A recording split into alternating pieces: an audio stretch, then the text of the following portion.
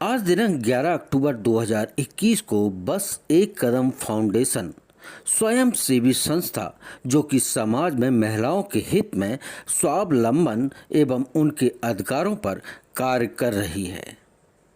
ऐसा नहीं है कि सिर्फ ये बस एक कदम संस्था महिलाओं के हित में ही काम करती है, तो ये कभी बच्चों के हित में, तो कभी कोरोना काल में गरीब लोगों को राशन दान करके हर क्षेत्र में अपना एक कदम बढ़ा रही है। आज फरीदाबाद आईपी कॉलोनी में शारदीय नवरात्रों में नव दुर्गा पूजा एवं कन्या पूजन का आयोजन किया गया। कार्यक्रम की अध्यक्षता अंजू चौधरी एवं कोषाध्यक्ष मंजू चौधरी ने लोगों को कन्या पूजन का महत्व बताया कि भारतीय संस्कृति में नारी व कन्या को जगत जननी आदि शक्ति स्वरूपा के रूप में क्यों पूजा जाता है। भारत हेडलाइन की विशेष रिपोर्ट।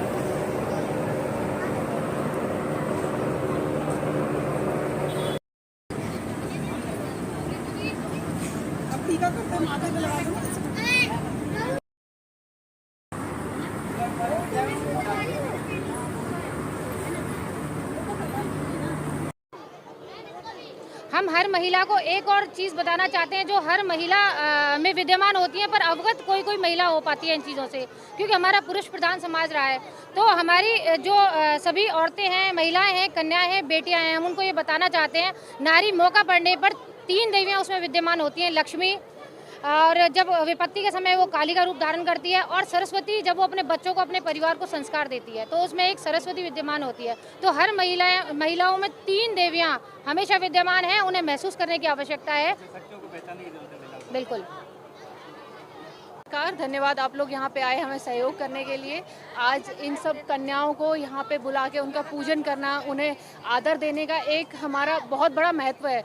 ये अष्टमी नवमी पे तो होगा ही, लेकिन आज इन्हें समझाने का ये मतलब था कि कल जो तुम्हारी पूजा होगी, तुम पूजनीय किस लिए हो, तुम्हें अपने आप को, अपनी शक्ति को पहचानना है कि तुम्हारी पूजा क्यों की जा रही है, क्योंकि तुम यहाँ की एक तरीके से इस संसार में सबसे बड़ी शक्ति हो, जो एक और किसी जीवन देती हो, और जितनी भी हमारे जीव जंतु या हम खुद इस दुनिया में हैं, उन सबको सृजन करती हो, उनका पालन करती हो, उन्हें जीवन प्रदान करती हो। तो अपने आप को किसी भी तरीके से कमतर आंकने की ज़रूरत नहीं है। आज अगर तुम्हारा पूजन हो रहा है, तुम्हें सम्मान दिया जा रहा है, तो तुम उसकी हकदार हो। उस चीज़ को समझो और आगे अपने व्यक्तित्व में, अपने फ्यूचर में उस चीज़ को हमेशा याद रखना कि कभी किसी भी विपत्ति से, किसी भी संघर्ष से तुम्हें घबराना नहीं है, डरना नहीं है, और इस संसार का, इस दुनिया का, इन लोगों का जो भी समाज है, उसका डटकर मुकाबला करना है। और तुम कभी भी, हमारी संस्था के माध्यम से उन्हें यह एक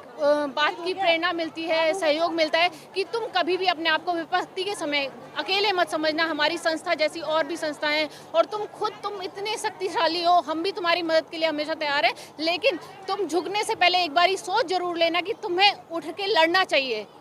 तो इसी बात पे मैं कुछ पंक्तियां भी लिखी थी जो मैं बोलना चाहती हूँ आज, अगर आप लोग पसंद करोगे।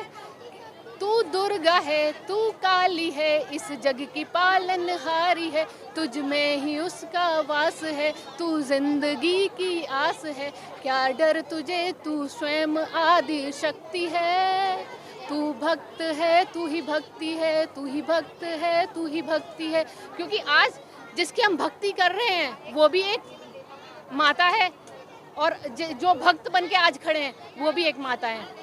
तो एक तरीके से भक्त भी हम हैं और भक्ति भी हम ही है। तो उस चीज़ को समझो कि तुम में कितनी शक्ति है, उस चीज़ से प्रेरणा लो कि आज हम माता रानी को क्यों पूज रहे हैं, आज हम इन कन्याओं का क्यों पूजन कर रहे हैं। तो उस चीज़ के लिए आप सभी के माध्यम से अगर और कन्याएं इस चीज़ को समझ पाएँ, और आज मैंने अपने बेटे को भी यहाँ पे बुलाया, उससे भी इनका एक तरीके से अभिनंदन कराया, इसलिए क्योंकि अपने बेटों को भी समझाना बहुत ज़रूरी है कि कन्याएं पूजनीय किस लिए हैं और क्यों हमें उन्हें सम्मान देना चाहिए। क्योंकि जब हमारे बच्चे सम्मान देना शुरू करेंगे, हमारे बेटे सम्मान देना शुरू करेंगे, तो उनमें एक अलग कॉन्फिडेंस पैदा होगा। लड़कियों में जो अभी डरी सहमी रहती हैं, उनको ये विश्वास होगा कि ये जो समाज जितना बुरा आज की डेट में है, वो इतना बुरा नहीं है, उसे बदला जा सकता है एक अच्छी सोच के साथ। आशीर्वाद दो। है